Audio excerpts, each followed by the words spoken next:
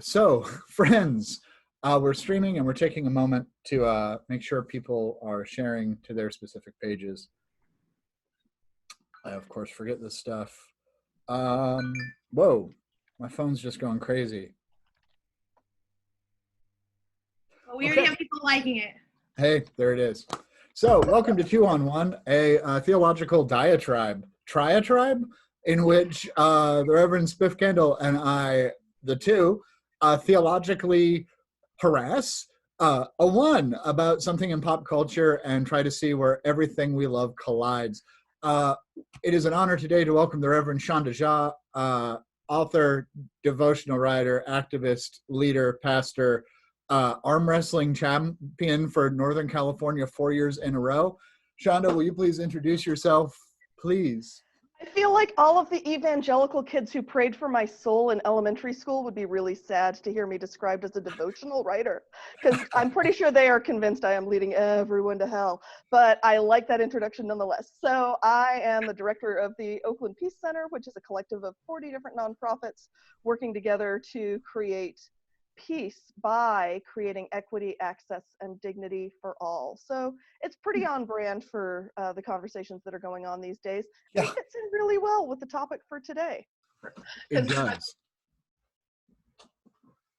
That's all you need to know about me. That's all I need to know about you? Yeah. Do you particularly have some books coming out? Yes. Did you happen to write a devotional? I did, actually. What? Yeah, Liberating Love, a 365 love notes from God. And in some ways, it really is germane to what we're talking about today, because part of why I wrote it was for the folks I consider freedom fighters today who need a word of hope and encouragement, the way that the characters in Hamilton encouraged each other in the midst of their revolution. Okay. Mm-hmm. I like it.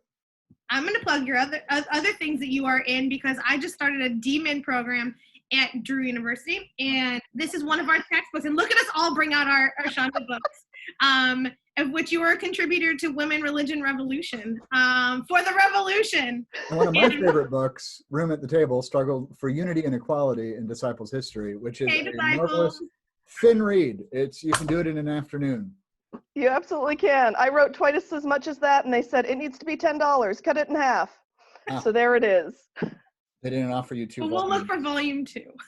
I love it. Oh my goodness. So, friends, and this is just friends watching. You guys are also friends, but this is just a joy to start this Hamilton series. This is I was away when Hamilton dropped, and I was in the mountains with no internet service, no Wi-Fi, nothing, and I came back to the digital space, and everyone was like, "Are you watching it? Did you love it? What did you la la la la la?" And I was just like, okay. And then the comments came in, "When is 2 on 1 doing Hamilton?" Oh my gosh, that's and so with it. I'm sorry, I'm jumping in on the story. With it, like we polled different folks. Shonda, you had just seen it for the first time recently, yes? No. Don't you remember how I told you needed to do a special episode of People v. POTUS on Hamilton? Oh, you're and you were like, he was not a president. And I'm like, it does not matter. To be fair, I was working on a show called Better Right Than President, where I was going to look at somebody every 4 years in American history and like talk about what it means to have Cesar Chavez and Harriet Tubman and Alexander. Yes. So it still might happen.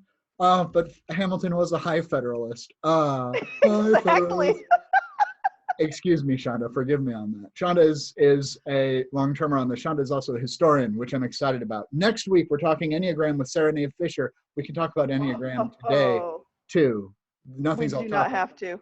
Then one of my favorite humans and my stepsister, Heather Hagenduff, a UCC minister in Colorado, is joining us. She's never seen it before until like a week and a half ago. She's theatrical and musical, so it's going to be a wide variety of folks on it. That's great. So I have a question for the group, just to so to locate us in this conversation in a way. Have you seen it on Broadway or a tour? Have you seen it live on stage, or have you? or are you going off of this, the cast album and the video? I saw it at Fair Park in Dallas. Okay, I saw it in San Francisco. Oh, nice. I saw it in Chicago before it got to San Francisco. Yeah. I like that we all saw it in cities that we don't live in. Yes. And, Well, to be fair, so it was my mother's best friend got her 2 11th row center tickets for her 60th birthday, and she was like, I might bring your father, and I was like, hold up, if you would like to continue having a daughter, like, we're gonna need to have a real conversation about who you bring as your +1. Because at my undergraduate degree, I have a degree in theater and a degree in musical theater, and it has been theater is my church. I say that often. I say that to my congregation that I serve. You will often find me after church on Sunday on days that I don't have something going on at the theater. I mean, New York is a city that speaks to my heart for that reason, amongst other reasons. But that's exactly why I moved to Wichita. Same. Sorry. Exactly. We lead parallel lives. But yeah, and so I was just wondering. So I guess my first question is, because we have seen it on stage and have seen it. Is there something that you're missing from that video? Is there something that that came up short, or was even better than you had experienced it live? Oh no, I was in the second to last row in Chicago. Those were the only seats I could afford. So it was a completely different experience watching it on the video, because I was like, oh, they're moving with like dance moves. They're not just random. No, it was great. They have faces. I had no idea. Yeah. So seeing the Disney Plus version was fabulous. It was great. Plus it was the cast that most of us had fallen in love with on the recording. So there's nothing like Chris Jackson and Daveed Diggs, and Daveed Diggs, who is from Oakland, and yes, he is. Shout out. Is it okay for me to just go ahead and say, if you liked Hamilton, you'll love Blind Spotting, where Thomas Jefferson moves to modern day Oakland and discovers systemic racism and police brutality and hip hop music. So I just wanted to put that plug in there. Absolutely. As a neophyte, I can't wait to. Oh, Blind Spotting is the best. So Daveed Diggs is everything. He's so good. Daveed Diggs is my free pass. I'm unattached right now, but he's my free pass. Yeah, like I have an unrequited crush on Daveed Diggs, and I'm not ashamed of that. Like, he is the most gorgeous man. And also, have y'all listened to him on Clipping? Black on the Air, the podcast? There was just this killer interview between him and the guy from the Nightly Show. Help me out.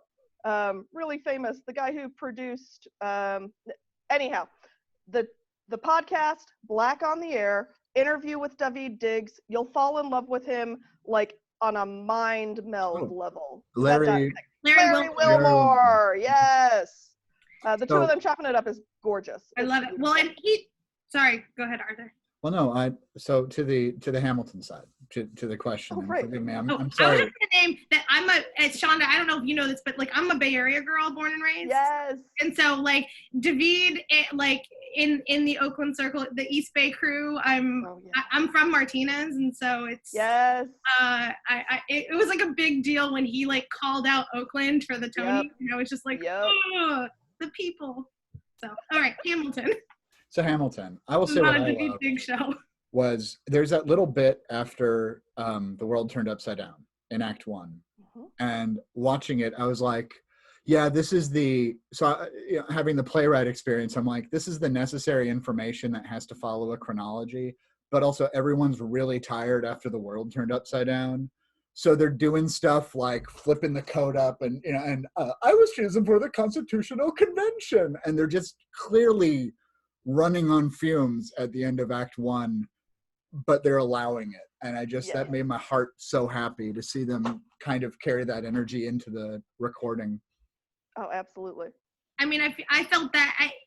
So having watched it, I mean, heard it for the first time when it dropped, and, kind of watching clips here and there, and then having seen it, the world turned upside down hit me in a new way during COVID right now. As I dropped, I watched it again last night, and first of all, as they come on stage, I like cry anew. But like that song hit me in a real way of like the energy that it takes to be a revolutionary, to be yourself, to be productive. I don't know, all the B's, right?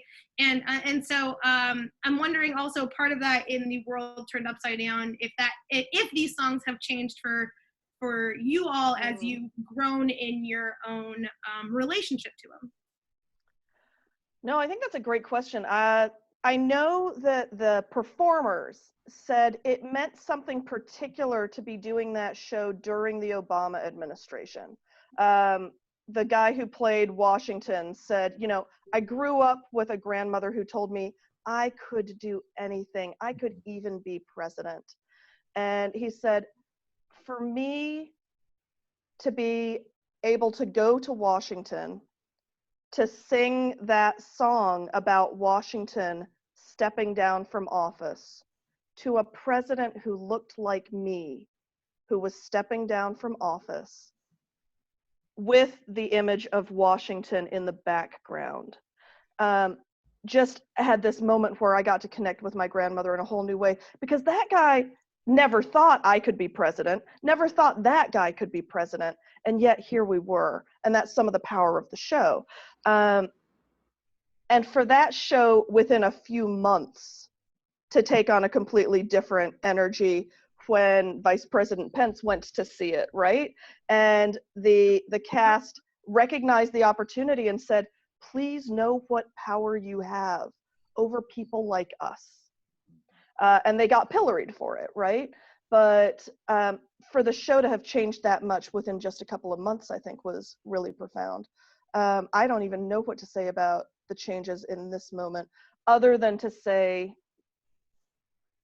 when you listen to songs like, with lines like, let's raise a couple more to the revolution, I think it means something different, because you're seeing a cast of people of color speaking about standing up against oppression. And when the show came out, we were in the midst, towards the tail end of one of those moments, and we're back in the heat of another such moment. Absolutely. Arthur? No, I'm just thinking. I'm sorry, I'm digesting because I'm listening. It's rare, but it happens. No, I've watched, I think, everything that you can find on the internet about Hamilton, and one of my favorite things to watch are those, not the earliest clips. So we know that Lynn spent like 7 years writing it, right? And the very first time it came out of like a poetry slam at like in Obama's first term. Yeah. And then in the second term and towards the end was when he like brought them all and performed. And watching them, I think they sing Winter's Ball at one point, and they're all just like singing and engaging with each other, and you've got like Obama jamming and Michelle, and just like, and it is so profound to watch this art literally and figuratively move people towards that moment, right? Yeah. And towards everything. And I mean, here's my plug that, you know, we are voting right now. Many states are voting. Many states are going to vote in November. Listen to who is talking about the arts, because the arts are so important to who we are as a culture, as a people. They move us forward. They have the ability.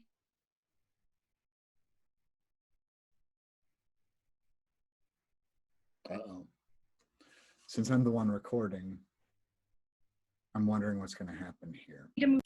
It does us a disservice as a global community. So there's my vote plug. I was just actually, as you were saying that, I was thinking, I remember how many times I got really excited about who Obama was creating space for in the White House among artists. I have no idea. I legitimately don't even know, haven't heard any reports about, have no idea which artists are being invited into the White House now. Rush Limbaugh and Kid Rock. Among the greatest artists of our time. Truly. I can't even like have a response to that. So it's kind of fascinating to me. My friend Colin is one of my favorite humans because Colin is wonderful, and his joke is always he's like, I'm the Samuel Seabury of our disciples group. Of he's like, I would just be, people would be in my face, and I'd be crying trying to prop up the king, and I'm like, he not the rebel, the screaming revolution. But like watching it, so it's amazing that the casting controversy that came out, as I remember reading about it, of they are specifically casting people of color in these roles. And in one interview, Lin-Manuel said to Jonathan Groff, who plays King George, Groff. He says to him, he was like, you're the most famous person in the show, because he was a bad guy on Glee. And also the voice of what's his butt in Frozen, which I hadn't seen until a while No, ago. he's a theater. He was the most famous person because he had done the show with Leah Michelle. He had done Spring Awakening. Oh, okay. And he had been nominated for Tonys. Like, I'm sorry. Okay, there's a bigger I'm a Jonathan deal Groff fight, context. but also in the pop culture outside of that too, and pardon on that. It's interesting to look at. I don't know. I think I kind of want to pivot us towards race, if I could, for a second. And weirdly, I want to start with the white guys, because if Seabury and King George, really? King George, because King George it's the best part in the show. Oh yeah, in a lot of ways. Let me rephrase. As a character actor, back when I used to act, who did not dance, that's my ideal part. You come in, you chew the scenery for a minute, and you leave. Yeah. And you literally don't move because the crown weighs 50 pounds or whatever. It's perfect. You have a sick walk too. That like, walk was legendary. Yeah. So good. And just the placid, I will kill. Seeing Groff do, I will kill your family to remind you of my love. Yes. I was like, because touring company King George was fine. Yeah. He was a little too straight white guy. I like King George is the Herod of Jesus Christ Superstar, right? I just froze again. I'm really disappointed. I don't know what is going to happen, like with our recording, because it's recording from my thing, right? Keep talking, and Arthur, come back to us. There you're back. You're back. And what's funny is every time we freeze, I look into the camera and I'm like, so if it's recording from my end, are you just seeing me like? It's and like Jamie's watching. Jamie, hit us up and let us know what we're getting when you freeze. Yeah, because it's kind of like the Zach Morris timeout and Saved by the Bell, and it's like, let's examine this from a different angle. I don't know what to do. So back to Herod. Yes, he's like the Herod of Jesus Christ Superstar, but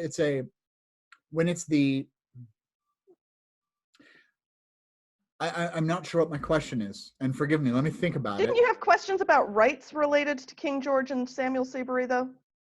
About rights? Yes. Didn't you say rights? I said with race on that. Race! That also makes sense. Is it okay to have a person? I like rights too. Well, BIPOC play King George or Seabury. Just in the same idea of the casting is intentional elsewise. I don't know. Oh, it was also intentional with Seabury and King George. But moving forward on that, is it always going to be an Anglo has to play them? Because I hope so. Although I will say that for the Chicago show that I saw, they cast someone who looked exactly like Lin-Manuel Miranda, and I was kind of like, so you know that he didn't look exactly like Hamilton. You didn't need to replicate that look. Actually, they did that for the Dallas show too. He was weird, but he had like the black hair and the I had a black Hamilton, so see, that makes sense. Yeah. Thomas Jefferson was like super tall, like lanky as heck, and interesting. All right, so with the casting on that, and talking about King George and Seabury, what does it mean to have the black actor say Sally be a deer? Yeah. As Jefferson, what does it mean to? And there's been a lot of controversy in the past couple of weeks. There's been a lot, there's been a growing, I don't want to say backlash, but there's been a growing undertone of people who are saying this is not serving any agenda that is helpful to the movement. There have been people who have been raising concerns about how flippant that line was. And so, yeah, if y'all will indulge me, Please. There was something really profound to me about going to see that show. I had several moments where I'm like, part of the brilliance of this show is that there are people of color saying things they wouldn't have gotten to say then, getting to play roles they would not have gotten to play then. I mean, literal roles in history. Um, so, and there were magical moments, right, where you're watching Lin-Manuel Miranda and David Diggs, an African-American and a Puerto Rican, both American by any classical definition of that, give each other a high five and say, immigrants, we get the job done. Now that line always renders huge cheers from the audience and makes my heart sing as an immigrant every time I hear it. I love the line. And there was something so profound about two people who are not immigrants, not children of immigrants, have American roots going very far back, saying that line, and also being people who are never considered American in the way that people code that word. Well, So there's something profound about that, right? What did Alice Walker say? Only white people are Americans. Everyone else has to hyphenate. Hyphenate, exactly. Mm-hmm. And so the mixture of all of those happening in 3 seconds is really profound. The moment when George Washington is quoting the scripture and is saying, every man shall sit under his own vine and fig tree, and no one shall make him afraid. At home in this nation we've made. And then he has this just heart-rending, just sinks in energy, like 12 levels, and just says, I want to sit under my own vine and fig tree. A moment alone in the shade. At home in this nation we've made. And it's so profound and beautiful and heartrending, and you realize that this man, from the time he was a teenager, has done nothing but fight and serve, and now he's finally going to get a break. And then if you're thinking clearly, you're thinking, you didn't plant a single one of those vines. Mm-hmm. And I think that wouldn't be brought to light in the same way if a white person had played the role of Washington, but because it's a black man playing that role, you're aware of the dissonance enough to be aware of the backstaging that Lin-Manuel Miranda doesn't have to name because it's so obvious to anyone who's a person of color watching the show. Well, and so what I like about Lin-Manuel Miranda is he's not subtle. Or rather, he has some brilliance in his. Lin-Manuel Miranda, please still be on our show. We haven't tweeted at him lately, but I'm still positive we can do it. He's not subtle. Like In the Heights is not subtle. At one point, people come out literally carrying flags of Latin America, being like, "We belong here." That's why I love the Macbeth line. It's my favorite line in the show. Oh yeah. The play I don't need to name. Yeah. But they are. Yeah. He's not subtle, and he created space in which art gets to speak. And it gets to impact people, and it's not going to be a comprehensive manifesto of whatever movement. And in some parts, it's going to have to be shallow because it's still Broadway theater. And I don't mean Broadway's inherently shallow. Everyone has to be able to walk in there and get something out of it. It has to have multiple access points. Has to have multiple access points. Well, and he has said on multiple occasions that the critique is warranted. Like, he welcomes it. Like, he has said that, like, I had 2.5 hours to tell a story in which I am trying to do something new. Mm-hmm. And yet also stay vaguely true. I mean, we know that there are certain levels of the like linear narrative that he took, advantage of. Like the Angelica was already married when she met Alexander, which I think is actually a really important like note to know. Aaron didn't write any, was never invited to write any Federalist Papers. Right, and so he, and he names, he's like, I didn't dive into, or I didn't hold tenderly the race, the conversation around race like I should have, I guess. I don't think he said should have, but basically he invites that conversation because that's what art does. I think at the crux of it, that's what he poked the hole and he's letting the balloon leak as it may. Mm-hmm. And that's, again, the importance of art. Yeah. By the way, I do have to bring up, because I read a biography of every former president. and also 10 people who would have Just for this conversation, right? just for this conversation. And like Zachary Taylor, I read it in a day over quite a few beers, and I don't regret that still. But the Chernow biography on Hamilton is what Miranda read. And Chernow, in the edition I had, was like, I love Hamilton because it's not history, it's our story. Stories have to be reinterpreted and stories have to be reimagined. And I would be remiss to not bring up my favorite piece of trivia, which was Aaron Burr represented Mariah in her divorce from her husband. Oh, I didn't know that. World is this big. Huh. Interesting. Okay. Yeah, go. Yeah.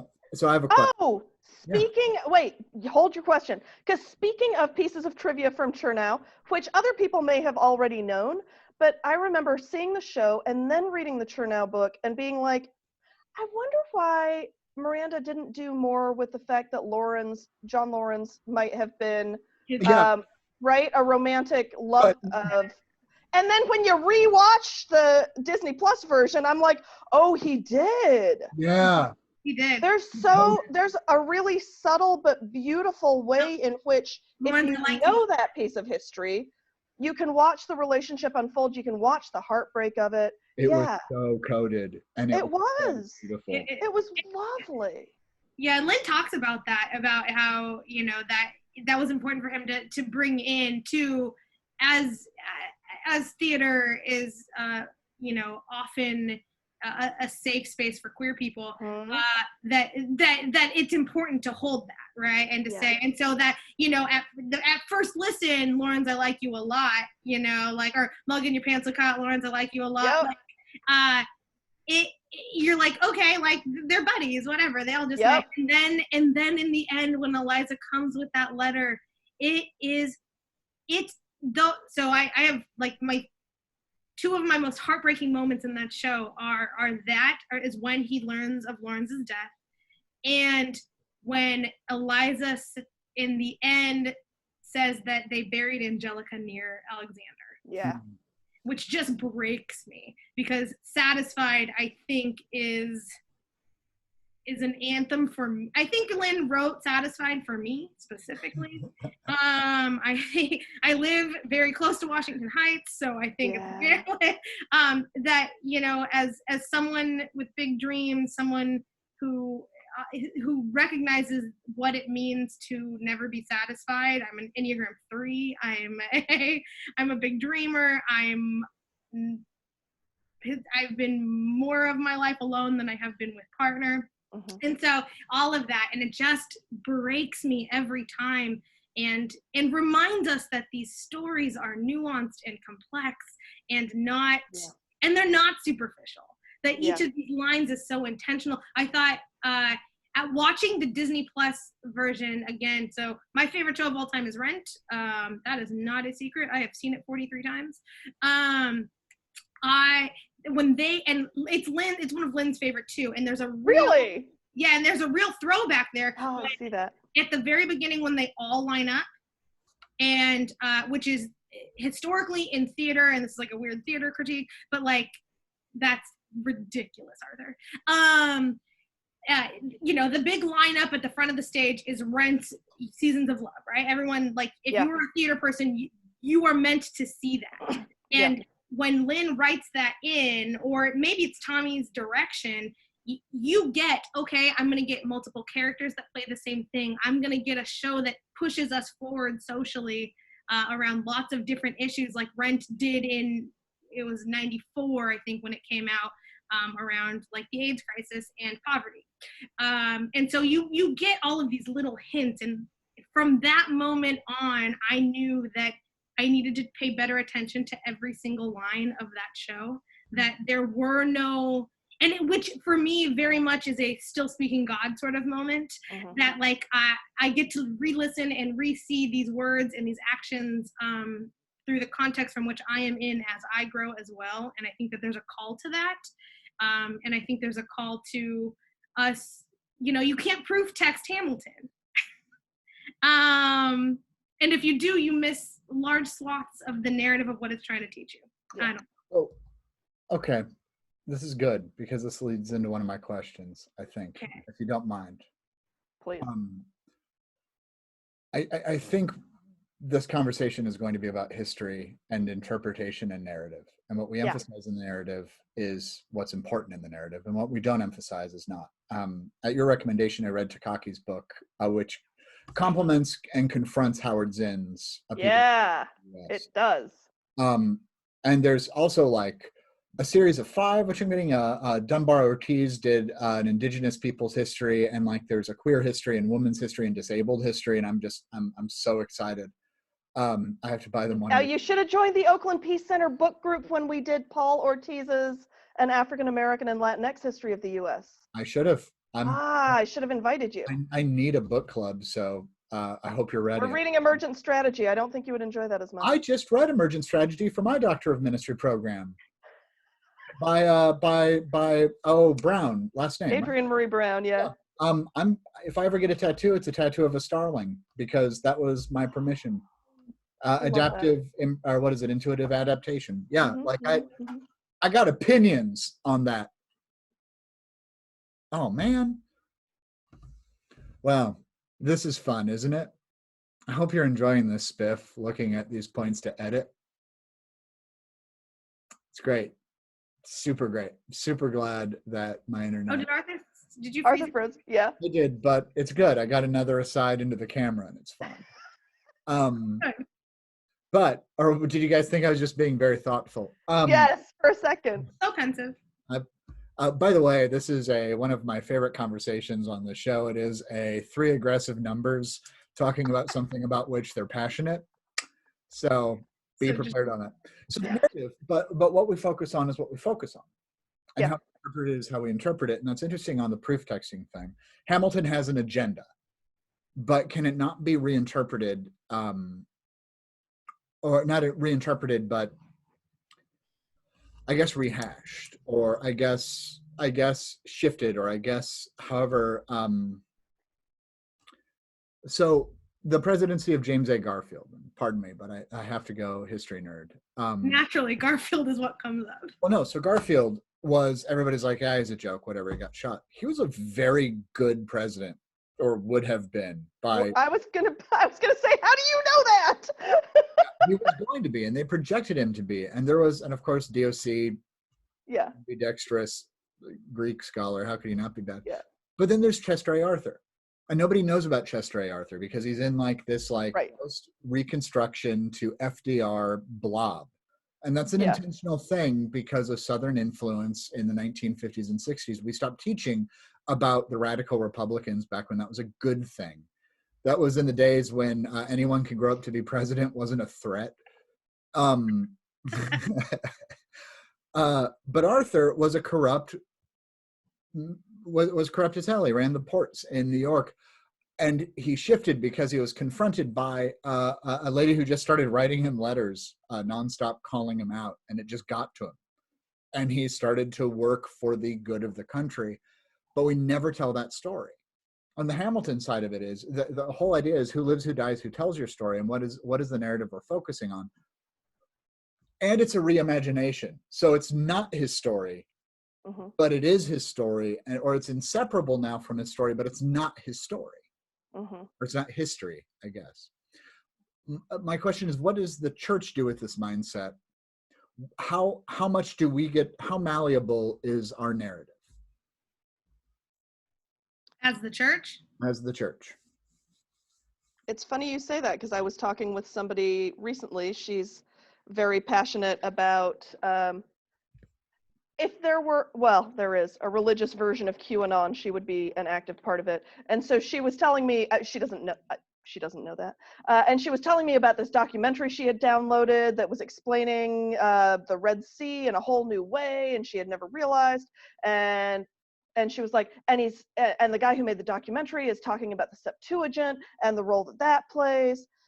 And so I don't have any idea what she's talking about, because it's a bunch of conspiracy theory that's been turned into a documentary that you can find on the internet, which means it's real. And so I said to her, so that's interesting, because if his point is they reinterpreted through the Septuagint, The Septuagint, as you presumably know, is the Greek translation from the Hebrew. And she gets a blank look on her face because she didn't know that, which nobody knows. That is not her fault. But clearly this documentary didn't explain that. And I said, and as my Greek teacher taught me, translation is interpretation. And I suspect that was the first time in her life she had ever heard that. And you could see in her mind, she was like, but not the version of the Bible I read, right? Because that's the correct version. You could see in her mind, like, how that was confronting her. So how malleable is the church? I mean, translation is interpretation, right? And that's fair. I mean, and every Bible except the 1611 King James is incorrect. And if the 1611 KJV was good enough for Jesus Christ, it's good enough for us. I literally used to, as a side hobby, I traveled all over the country visiting churches that were trying to come back to life. So I ended up in very random pockets of the country, all of which had Christian bookstores. My favorite hobby was to go into Christian bookstores and ask if I could get a copy of the NRSV Bible. And then when they said, no, we don't have that, I would just say, you know, I'm studying ministry, and it turns out that's the most accurate translation. And I would walk away looking very sad. That was the closest I got to character acting. I can't believe how much time I've wasted in my life doing things like that, but there you go. I did the same thing, but I went in and asked for Harry Potter. So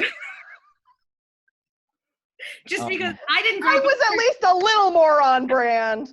You were, for sure. But to be fair, I'm not sure what my Christian brand is yet. So well, I think the question becomes this. It's, excuse me, not becomes this. I love this. Translation is interpretation.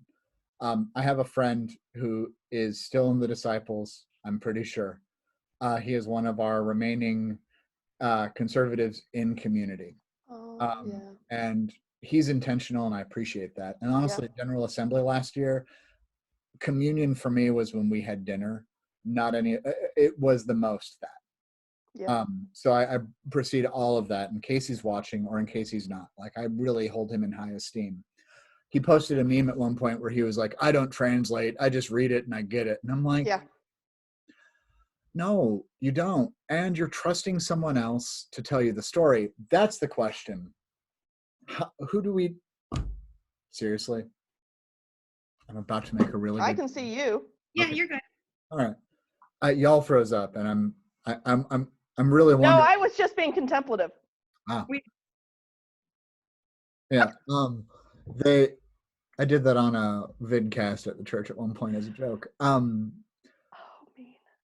And I, of course, lost my point. The stories that we tell, how we tell them, how do we build the trust? How do we build the authority to make it work? Because presenting a new vision of Jesus, presenting a new idea of the Spirit, presenting, heck, I'll say it, with a theologically moderate to liberal congregation, representing, if I were to say social justice, they would say that's a leftist action, and justice isn't leftist. It's not right. It's Christian. Mm-hmm.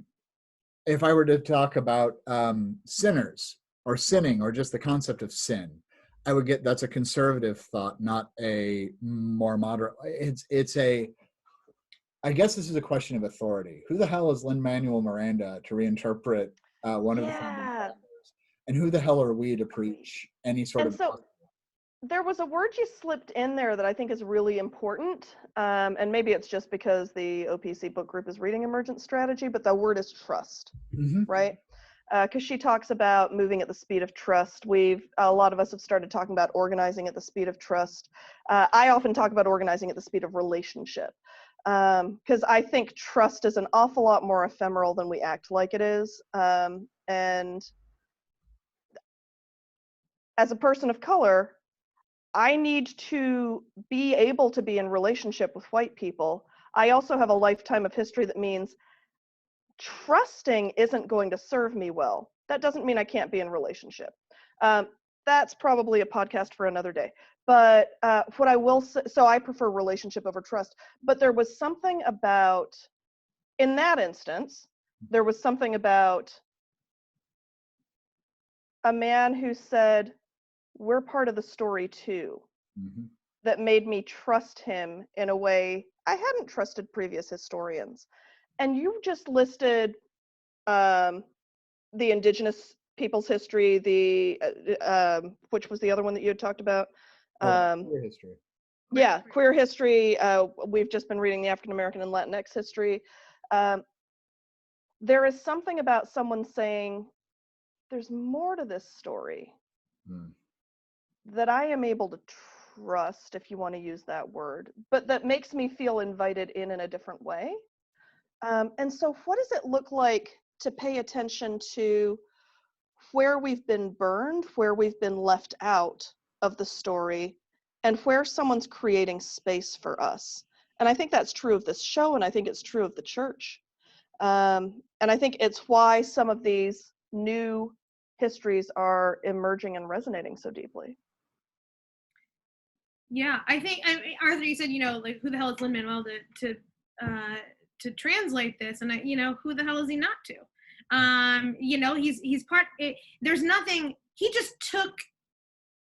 He negated. He didn't need permission, right? Like, and that's part of the authority structure that I think that we're talking about, is like who offers the permission in the structures of which we all operate, and why do we allow them that authority to tell us who is allowed to translate, and what good or translation looks like in historical narrative context. If I wrote this story, like, include women in the sequel work, like, that is the if I were to write the story of Alexander Hamilton, I would write all the ways in which he utilized his own privilege and authority for personal gain over that of his community, his wife, his children, his Mariah, like all of those people.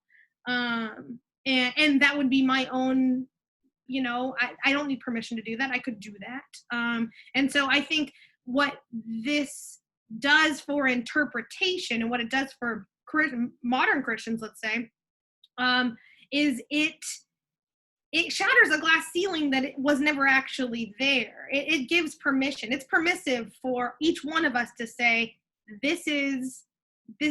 I am part of this narrative. I am reclaiming my time. I'm reclaiming my story that is intrinsically connected to each one of yours. And I'm going to tell it.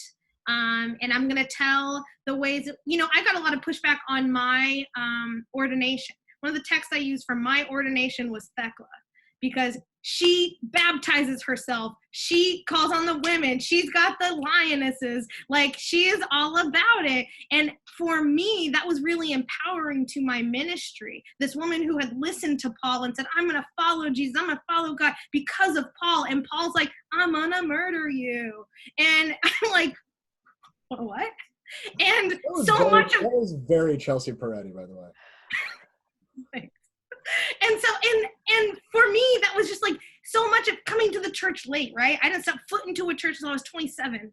I was in seminary by the time I was 31. Like, it was a real quick action there. But for me, I felt that deep in my bones. Like, that is not apocryphal text. That is true Holy Scripture for me, and in my interpretation of God at work and the Word in the world and Scriptures. And that's my own. And I think that is the permissive nature of Lin-Manuel's beauty that is this space. You listen to Leslie Odom talk about, he was there for the very first reading upstate New York for a table read of like Act 1 back in the day. And he says, I was so moved because for the very first time I saw 4 adult men of color talking about interpersonal relationships and history. And he's like, I needed to be a part of that. And in the room where it happened, yeah, but not even need to be in the room where it happened, but like needed to be a part of that conversation that would leave that room. And that's part of the work that we are called. I mean, like, the evangelism of what we are called to do, whatever that calling is to take the conversation out of the room, right? And so be a part of it, put yourself in it. And women, particularly, or those that identify as, let's say, not male, have been traditionally left out of those conversations. Not even left out, but the door's been slammed. So I'm glad you brought that up, because that is my next question that I want to ask two outstanding feminists on this call. I don't think Hamilton passes the Bechdel test. I was really thinking about it, but it doesn't. The women exist to talk about the men. How do we, is Hamilton anti-feminist? I think so it doesn't. I think I think Eliza is the only one that may push that a little bit. I think, and only in the very end when she talks about like her own work. Like we end with the work that we all know. Let me figure I'm out how to sorry, say that might have been a grenade of a question, and I apologize. but the work that we all, before Hamilton came out, right? Those of us that aren't historians, those of us that aren't scholars of history, the work that we knew around that time in that particular family was probably the foster care system and orphanages, right? Like we all know that work exists. And I guess we knew money and capitalism, but like that wasn't narrated back to one person. We could have, if you looked up where was the first orphanage, like Eliza Hamilton's name's gonna pop up, right? So she names her own space in that way. But yeah, I think Alexander Hamilton as a person was not a feminist and not great with the ladies, even though such a tomcat. But I think Lynn kept that, and I think that that's true in the narrative of the art that is faithful. It's not great. I'm sorry. I feel like we're just talking. Like I hope I'm making room for my guests or our guests. No. I'm thinking about it because there was a confessional moment. I'm part of a BIPOC fan group, and somebody was asking, "Am I the only one who just skips all of the songs that the women sing in the show?" And I was like, no. I've made my own playlist. It doesn't have any of the songs with the women in it. Don't care for the women characters. Don't care for the songs. I'll listen to them when I'm listening to the whole show. They don't do much for me. But so I appreciate the question because obviously I care a lot about history, and as someone who cares a lot about history and identifies as a feminist, Abigail Adams was my touchstone, right? And for any of us who cares about, yes, I know you hated her husband. I listened to your podcast. I know what you think of him. In that Hamilton project, my sermon was on Matthew 23, and it was called "Sit Down, John, You Fat Mother Blanket." And I said the line like 4 times in the sermon. The actual line. The actual line. Oh, goodness. I recorded it in my office in Dallas. So, in the building. So I think part of it also has to do with, whose story you're choosing to tell. There were feminist figures in that time period, besides Abigail Adams. These weren't necessarily them. And to point that out, I think, is valuable to talk about. And he does, insofar as the story allows, talk about the dignity and value of women and the consequences of men being so focused on their own respectability that they are willing to harm the women closest to them in the process. And I think that that's done in some powerful ways. And so in that respect, it's not, I wouldn't call it anti-feminist at all, except insofar as the subject matter didn't really care about women one way or the other. Okay, I have a question on my list. Shonda, I do a big list of questions every week as I watch because I'm a dork like that. So one of my questions was, what is the downfall of truth? Thinking, i.e., of the Reynolds pamphlet and Eliza, and that's a good defeat. Sorry, go ahead. Never gonna be president. But yeah, so what is or is there? I guess what is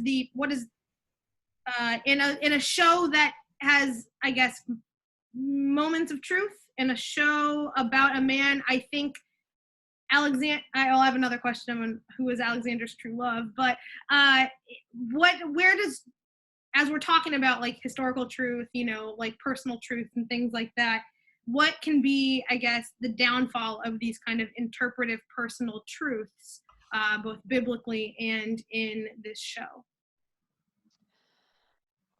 So I think this kind of goes back to that interpretive lens question, right, that Arthur was asking earlier. And I think I was invited to join a group that was doing a series on race and faith a number of years back. And I was sitting next to a retired Presbyterian pastor. He had been ministering in a well-off suburban context his entire career and intentionally joined a multicultural urban congregation in his retirement in order to grow. And we're sitting and talking, and he's listening to me talk about parts of my book on race. He's listening to me, and he's kind of nodding and thinking about stuff. And you can tell that the like critical analysis lens is on high. And he asks, "How do you recognize all of those thoughts with the Bible?" And I turned to him and said, "Well, the thing is, from my vantage point, every passage in the Bible is about liberation. Sometimes it's about how we failed in the task that God gave us of liberation, but it's always about liberation." And the critical lens disappeared and the tears welled up in his eyes because he had been ministering an entire lifetime and never thought of engaging the text that way. So for me with this show, what it looks like when I engage it as a text about relationship and as a text about resistance, I have a lot to learn from it. Whether or not I like Alexander Hamilton, whether or not I think he was complicit in the slave trade, even while he opposed it, even while a good deal of my work today is involved in resistance to capitalism, and he built up systems that Jefferson was like, I tried to dismantle them and I couldn't. We still can't dismantle them all these years later. Even so, if I engage that as a text about relationship and resistance, it fuels me. And I think that's why so many young people of color, when it first came out, resonated. People my age, we resonated with it because we were like, oh, hip hop was our Bible. And like the number of lines. So I went to it with a friend of mine who's a brilliant spoken word artist. And I turned to her and I was like, we might be the only ones in this theater who get both the hip hop references and the musical references. Not to mention the West Wing references. That's a whole other show I'm sure you'll do. But Jamie? So for our generation, like those hip hop references, the younger people, they didn't even catch the hip hop references because those are, he's my age, they're my age references. But for the young people, it was relationship and resistance. And what's really beautiful is some of those same young people are learning more of the history and saying, oh, that guy was some bullshit. We need to tell a different story. And that's where I don't hear Lin-Manuel Miranda saying, I apologize. He's saying, yes, do that. That's what's next. I'm loving your, Arthur, did you have something? No, I was just saying I love that. Me too. This conversation on relationship and liberation. We did have, I got a question from someone watching, wanting to ask, essentially, and I think that this ties into liberation and relationship, to talk a little bit about how we view forgiveness. Is it possible? Is it? Yes. Exactly, because I kind of am in back and forth. I did a lot of work with Jacques Derrida, who doesn't necessarily believe that forgiveness is attainable. And I would say for different characters, yes and no. I think Eliza really tries to lean into that for a lot of ways, but I think, as we hear afterwards, Burr could never forgive himself. He would go around afterwards saying, like, my friend Alexander Hamilton, whom I shot, things like that. And so in your understanding, Shonda, or your experience, or however you want to answer this, and Arthur, you as well, what is the role, what does the show teach us about forgiveness? What is the role of forgiveness in history? And what, all of that. And that. So for me, I'm really glad that question got asked, because for me, questions about forgiveness require a lot of reflection on social location. Um, for Eliza to choose a path of forgiveness might have been liberating to her, and I think you get the impression from what happens after his death that it was. It ended up being a path of liberation for her. That said, I have watched forgiveness be weaponized against people of color by white people and be created as a one-way directional thing. And I don't think, and so I think the social location of forgiveness matters. I do a lot of anti-racism work. I do a lot of nonviolent resistance work. I'm deeply committed to those things. And if a white person is telling me about how the movement needs to be nonviolent, I will shut down and walk away. I have literally walked away from that conversation. I was looking for texts for a different project on the scripture and racial justice, and the Episcopal Church USA has a beautiful list of scriptures, one of which is Jesus saying, "But I have told you to love your enemy," and my reaction was, "Fuck you, Episcopal Church, you've made all of your money off of slavery, that's why you have so much of an endowment. I don't need to hear anything about loving your enemy from you, even if you're quoting Jesus." And that was a visceral response, and then I was like, calm down, Shonda, they are trying to be helpful. But I think social location matters a lot when we're talking about the expectation of being forgiven is a manifestation of power, whether that's white supremacy or patriarchy. The willingness to gift forgiveness is its own kind of power. And I think that that is a big part of what's beautiful. It's why you tear up unless you are subhuman like the person I saw this musical with a week ago who didn't cry once during the show, including the scene where he is sobbing and he's like, "I don't even need you to love me. I don't even need you to forgive me. Would you just acknowledge that I exist? That would be enough." And when she puts her head on his shoulder, like, you have to be a monster not to cry. You heard me, Praveen. Okay. So that's a moment where she's choosing. She has agency. It is of her own accord. And she has power. And I think that matters to the equation. I think the weaponization of forgiveness is a really interesting, and I know exactly what you mean. People ask in the narrative, when will the survivors of Mother Emanuel forgive Dylan Roof? They're asked 3 days after the incident, and these BIPOC people are expected to say like, "Oh yeah, we forgave him," or when is it? And somebody who does work in forgiveness and amends, it's really interesting to see how those changes occur or are sought out, and finding the space to be able to say, "I want to make things right," but you have every right to say you just go straight to hell. Because the only thing I can, forgiveness is not, you have to forgive me if I seek it. And we do that. So I think this is Alexander Hamilton's telling of his story narrated by Burr. And I bring up the Tomcat line because, of course, Aaron Burr is breaking the fourth wall the whole time. Yeah. Until he talks about, Martha Washington named, and it's too good of a, again, Lin-Manuel Miranda has to be a 7 on the Enneagram because he had to work that in. Oh yeah. And it had to be emphasized. Yeah. And it was compulsive. But when Alexander Hamilton says it's true, he acknowledges the broken fourth wall. Yep. And thus the entire story revolves around him. And then I can almost like let slide the whole failing the Bechdel test. Everything's about him. There's no subplot. Right.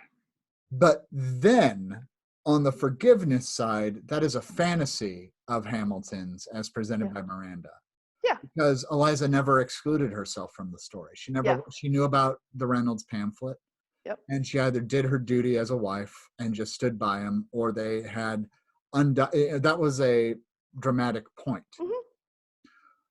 There are some letters missing, and he riffed off of that. Yeah.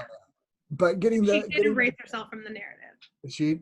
Getting like on the sub level of like Miranda interpreting Hamilton telling his own story through Burr, totally makes sense, and I love that. And forgiveness, and I love what you said, Shonda, and I never finish sentences or questions on this show. I just kind of. It should just be called Arthur's Ellipses. Hey, it's both of us. I hope I'm not No, overwhelming. it is. I ramble. You ellipse like you cut off. Ellipsize, yes. We're great. So cognizant of time, but I have one more Oh, question right. because I want to make sure, because I think it's important, because I think in interpretation, and I think that this is one of the things that gets brought up in interpretation a lot for this show. What do I guess each of us think that the gasp at the end means? What is Eliza's gasp as that show closes? I saw you ask that question. I have no opinion about it whatsoever. Okay. And it's funny, Heather Hagenduff wants to do our entire interview on that gasp. Well, then Good. we will wait for that question for in 2 weeks. 2 That's weeks. fine. So may I ask the final question that we're still waiting Yes, for of Travis to write course. a song about? I saw him today for a cup of coffee. Didn't actually tell him like we want you to write a song. Probably could have, but I'd prefer to blame him. Our Come on, final Jeff. question each and every week, Shonda, and we warn our guests about this in advance as a way to come up to it. Spiff, you always phrase it better than I. Would you please ask it? Oh, what? I don't even remember how I phrase it. It's You this. wanted to ask it. You ask it, Arthur. Okay. So I'm going through our text. Okay. What biblical character, story, or book are you reminded of most in Hamilton? Sandhya Jha. Yeah, so I appreciate that question. And I sat with it a lot. And for me, I don't know why King David kept coming up. I think it's because King David is so imperfect. There is No, sir. Sorry. there is something so small about him in the beginning of his story, and there is something so horrific about him at his heights. There's something humble about him in his beginnings. There are moments of clarity and repentance in his narrative when he is confronted with where he has gone wrong.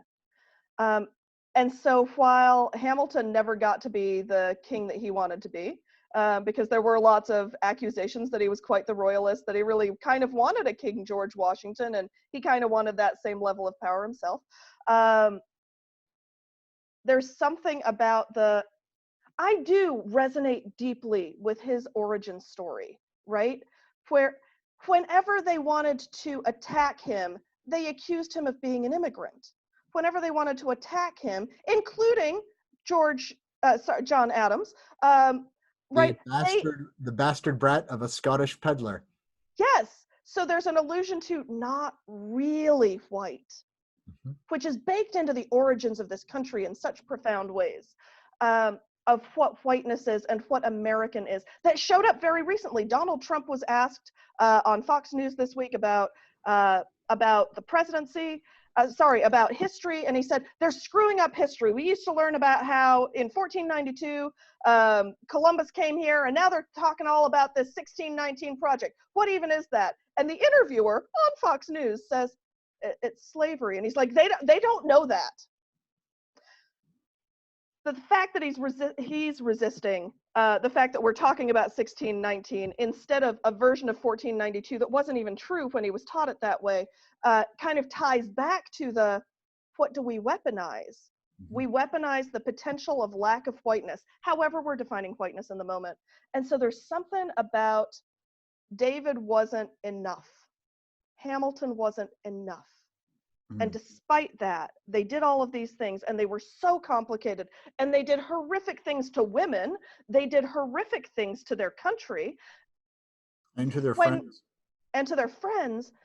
And when confronted with the vastness of what they had done wrong, they had moments of repentance. And there's something about the complexity of those stories that I think has some similarities. Spiff? That's good. I want kind of more specific to my own work right now. I think Eliza is Revelation's Jezebel. I You think love Revelations Jezebel, and by the sure way, do. Sure do. I've brought up Revelations Jezebel since doing this with you because I love that interpretation and that viewpoint, and it's messed up the way I read my Bible. I love Revelation. It is my very favorite book. I've said that often. I love and hate, and I think it's because I resonate deeply with this female preacher in Thyatira, who some dude wants his church to take off, and so he is like, I'm going to write this letter and y'all are going to follow me, and they still don't because they have this bomb-ass female preacher who's like bringing the word, and all we have are his side of the story. And so when Eliza is like, I'm erasing myself from the narrative, let future historians wonder how Eliza, all that. That for me is like why we don't have a feminist narrative in this. Like, where's the feminist vein of this? Is because Eliza was like, go F yourself. Here's my side of the story that only I like, the autonomy and the narrative that is mine to hold and to keep. And I just imagine Jezebel doing the same, getting these letters from John of Patmos being like, hard pass, like, and not even caring enough to write back. Or if she did, it says a lot when, and it's true for women today, I think, when people disagree with our theology. Well, if someone disagrees with Arthur's theology, primarily as a white man, they're going to say, you need to study more. You need, it's more about your relationship with God. And for women, it is because I bleed. It is because it is because of who I am innately as a woman. And that's what we see in John's letters to Patmos, John of Patmos' letters to Jezebel, who is essentially who they're for, right? He's writing in this really wide, like, to Thyatira, but really it's like, hey, I hope you see this and I'm gonna rape and murder you. And it's an attack on her body. And so she just removed herself, in my head, she has removed herself from the narrative in the way that Eliza has. And so for me, those two women really, and I've preached about it, that was my Hamilton sermon, but and that's actually, I'm going to name it, is kind of the impetus for that. The gospel according to Hamilton is what we keep talking about. For those of you that don't know, 2 years ago, I invited anybody that wanted to pick a song from Hamilton and preach on it on August 5th. And so we made a 25 sermon playlist of all of the songs that were kind of done. And I chose Burn and preached on Revelation. And 2 years later, lots of studies, full degree later almost, and study and scripture still brings me to that space of women controlling their own narrative and how that's interpreted socially. Mm-hmm. Arthur, what's your answer? Yeah. All right, so I'm going for 3 because none of these are Cheater. well thought out ideas. No, it's fine. I'm going to answer this question 2 more times too. So first of all, I think You saved 2 of the answers. What's that? Why do you save 2 of the answers? You've got 2 more shows. Because I'm going to come up with something else in a week or 2 weeks. Because I have so many questions still that we didn't get to, Sean. So like number 1 is I think there's a level of Marcionism in this. It's a matter of understanding the narrative and saying what's actually important and what are we doing. Marcion famously cut out the entire Old Testament, or sorry, Hebrew Bible, but he called it the Old Testament, so whatever.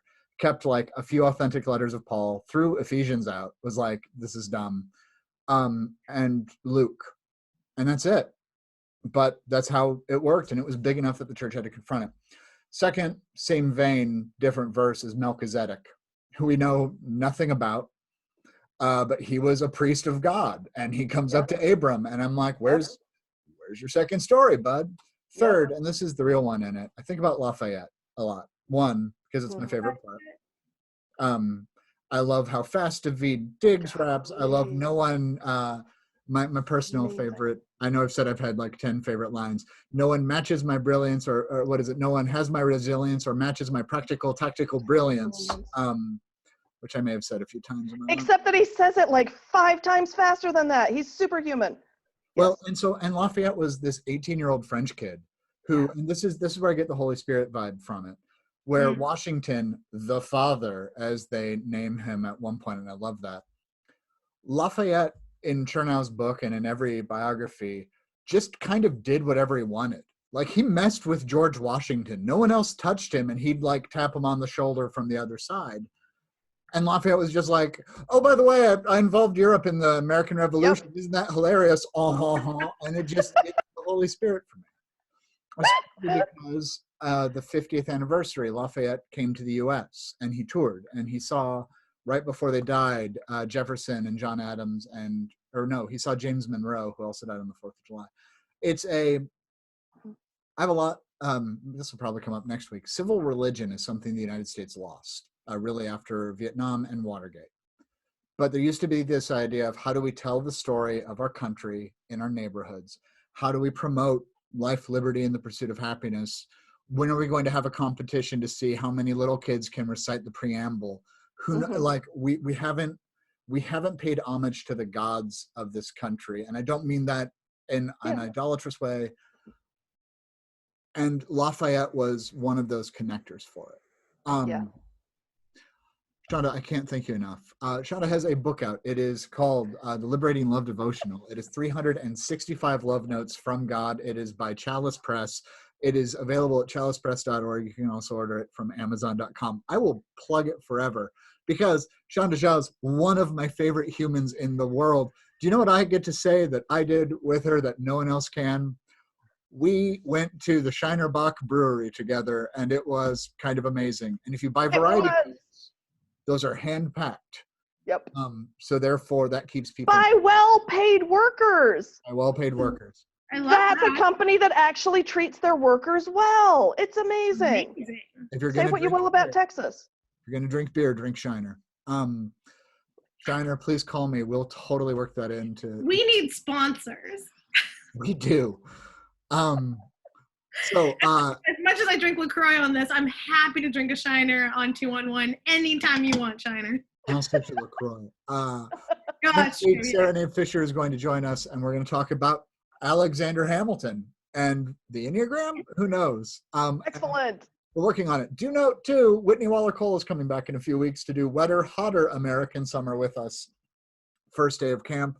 We've got all sorts of things. So many things lined up. What's that? I said we have so many things lined up. I say this weekly. This is my favorite part of my week. Yeah. This is so much shit's happening in the world. COVID sucks.